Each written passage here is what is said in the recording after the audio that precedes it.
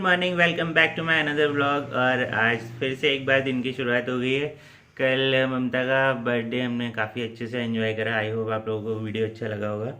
और आज अभी हम कोटद्वार में हैं, तो कल ग्रहण की वजह से मंदिर नहीं जा पाए। सुबह हो गई है, तो अब हनुमान जी के दर्शन करने निकलेंगे यहाँ से सीधा श्री सिद्ध बलि धाम। और आप लोगों को भी दर्शन करवाते हैं। और साथ में चलिए, आपको कुछ कहना है? हम ये कह रहे हैं, वैसे तो हम कल देख करना चाह रहे थे दर्शन, लेकिन कल ग्रहण पड़ गया। अदरवाइज यस्टरडे वाज ट्यूसडे, तो अच्छा होता अगर कल दर्शन मिलते, पर ठीक है। अब हाँ, कल मंगल था, भगवान जी की जैसी मर्जी। लेकिन कोई बात नहीं, जो होता है अच्छे के लिए होता है। हो सकता है भगवान जी ने आज का दिन डिसाइड किया हो। राइट। तो चलिए चलते हैं।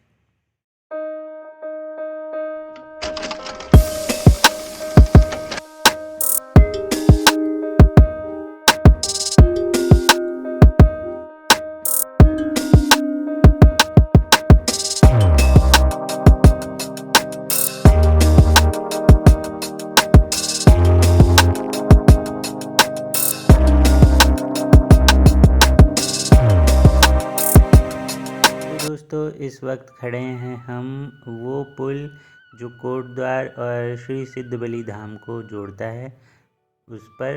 और आप दोनों तरफ खो नदी देख सकते हैं। और ये पुल जो है, एक तरफ जहाँ कोटद्वार को जोड़ता है, वहीं दूसरी तरफ भगवान हनुमान जी का जो मंदिर है सिद्ध बलि धाम, उसको जोड़ता है। तो नदी के एक तरफ आपको कोटद्वार शहर मिलेगा और दूसरी तरफ है भगवान का मंदिर। तो चलिए दोस्तों, आगे चलते हैं और आपको दर्शन करवाते हैं भगवान सिद्ध बलि के।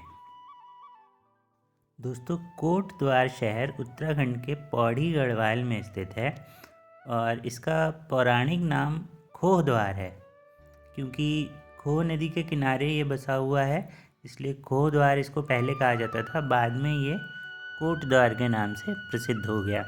तो फ़िलहाल हम लोग प्रसाद ले लेते हैं और आगे मैं आपको बताऊंगा पौराणिक महत्व इस मंदिर का और कोटद्वार के बारे में। चलिए चलते हैं।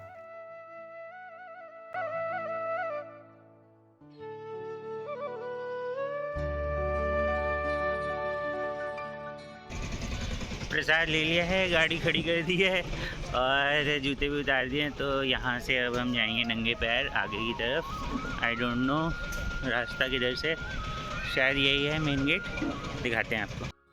तो दोस्तों, हम पहुँच गए हैं श्री सिद्ध बलि धाम के प्रवेश द्वार पर। और अब हम यहाँ से आगे जाएंगे। ये रास्ता कुछ सीढ़ियों से गया हुआ है और लगभग 40 मीटर ऊंचे एक टीले पर यह मंदिर स्थापित है। तो इस मंदिर की मान्यता बहुत बड़ी है। जैसा मैंने आपको बताया था, ये सिद्ध बलि धाम जो है, इसका जिक्र आपको स्कंद पुराण में भी मिलता है। और बाबा के दर्शन के लिए यहाँ पर देश विदेश से कई श्रद्धालु यहाँ आते हैं। बाबा के भक्तों को यहाँ पर आकर एक असीम शांति का अनुभव होता है। यहाँ पर ऐसा माना जाता है कि आप चाहे कुछ भी मनोकामना अगर सच्चे दिल से भगवान हनुमान जी से मांगते हैं, तो वो हमेशा पूरी होती है। और लोग जब मनोकामना पूर्ण हो जाती है, तो यहाँ ऐसी मान्यता है कि वो लोग भंडारा करवाते हैं। फ़िलहाल भंडारे की बुकिंग यहाँ पर लगभग सन 2025 तक के लिए पूरी हो चुकी है। और अभी हम लोग पहुँच गए हैं जहाँ पर नारियल चढ़ाया जाता है और गुड़ की भेली भी चढ़ाई जाती है। और यहाँ पर आप पहले अपने हाथ वगैरह धो लीजिए, स्वच्छ हो जाइए, और उसके बाद फिर आगे की यात्रा करते हैं। तो चलिए, अब हम ऊपर पहुँच चुके हैं। जैसा कि आप लोगों को दिखाई दे रहा होगा, सामने है पौराणिक सिद्ध बलि धाम और ऊपर से यहाँ का कुछ व्यू इस तरीके से दिखाई देता है। ये खोह नदी जो बह रही है और उसके दूसरी तरफ यहाँ से पूरा कोटद्वार शहर आप साफ देख सकते हैं। हालांकि जब हम वहाँ पहुँचे तो वहाँ पर कुछ हमारे फौजी भाई भी आए हुए थे, जो मैं आपको इस समय स्क्रीन पर दिखा रहा हूँ।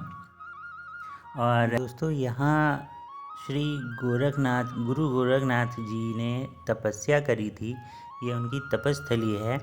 इसलिए ये सिद्ध धाम माना जाता है। और जैसा आप देख रहे हैं यहाँ के प्रांगण में, यहाँ पहले आदिकाल में सिर्फ पिंडियाँ हुआ करती थीं।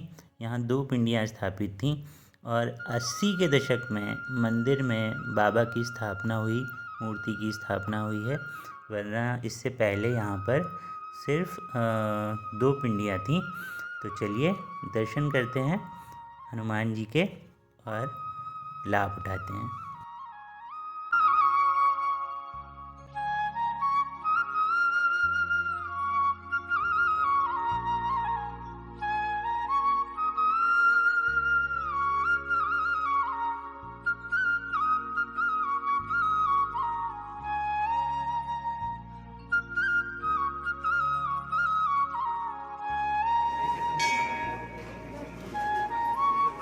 तो दोस्तों, आपको भी दर्शन हो गए होंगे हमारे साथ। काफ़ी शांति महसूस हो रही है। चलिए यहाँ पर आए हुए कुछ हमारे फौजी भाइयों से बात करते हैं, उनका क्या मानना है।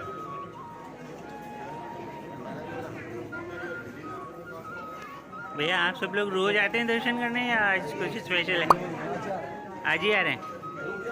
आज कुछ स्पेशल डेली होता है ना?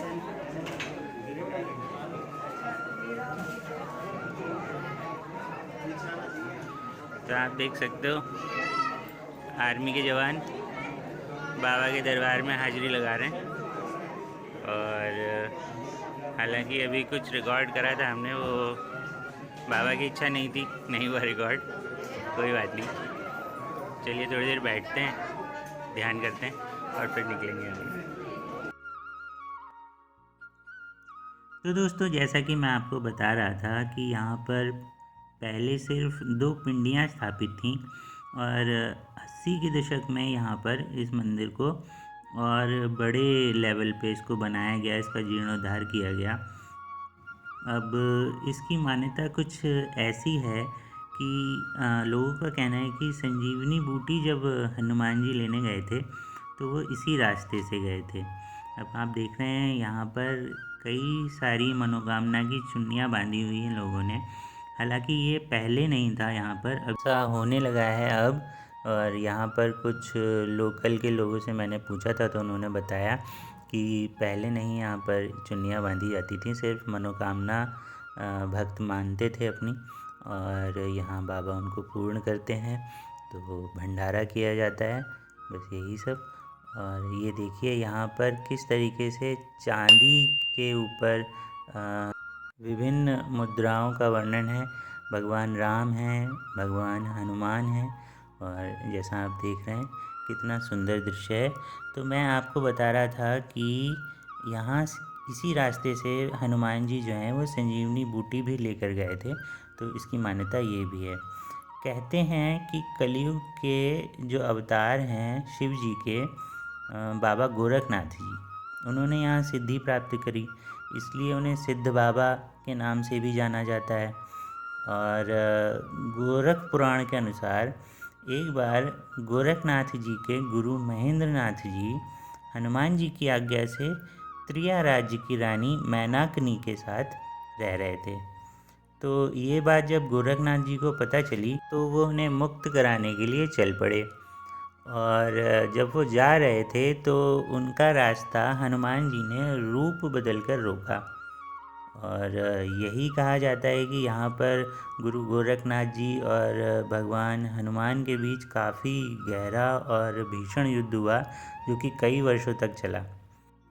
जब दोनों में से किसी की पराजय नहीं हुई तो भगवान ने अपने दर्शन दिए अपने भक्त को, श्री गोरखनाथ जी को, और उनसे वरदान मांगने को कहा। तो गोरखनाथ जी ने उनसे वरदान के रूप में यहाँ प्रहरी के रूप में रहने की प्रार्थना करी, जिसके बाद से इस स्थान का नाम श्री सिद्धबली धाम बन गया।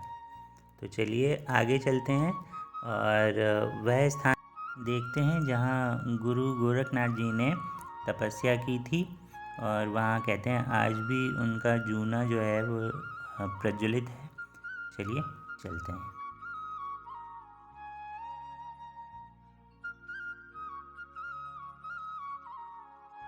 तो दोस्तों अभी हम आ गए हैं गोरखनाथ जी की तपस्या स्थली पर। उससे पहले मैं आपको दिखा देता हूँ, यहाँ पर श्री गोपाल दास जी की समाधि स्थल भी बना हुआ है।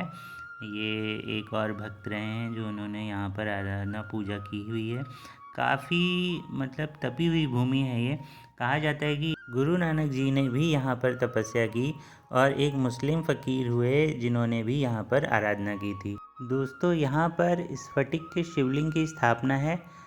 जैसा कि शिव जी का विग्रह आप देख रहे हैं, और स्फटिक का शिवलिंग यहाँ पर विराजमान है जो ज़्यादातर जगहों पर नहीं देखने को मिलता है। यहाँ पर साक्षात शिव हैं और गोरखनाथ जी की तपस्थली है, तो जल चढ़ाना तो बनता है दोस्तों।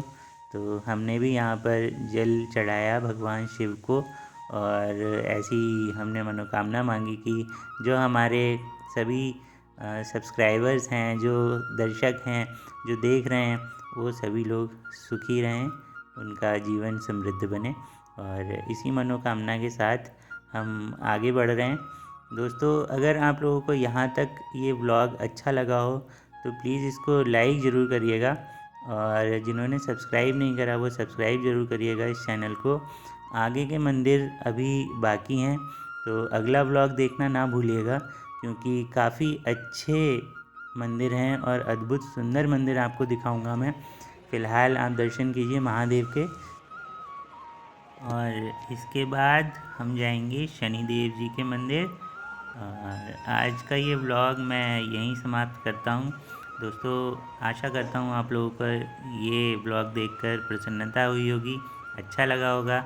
अगर अच्छा लगा तो प्लीज़ इस ब्लॉग को लाइक करिए, शेयर करिए, कमेंट करिए। जिन्होंने सब्सक्राइब नहीं करा वो सब्सक्राइब करे बिना ना जाएं। मिलते हैं ऐसे ही किसी अच्छे ब्लॉग में। Till then Yogendra Gautam signing off. Thank you so much.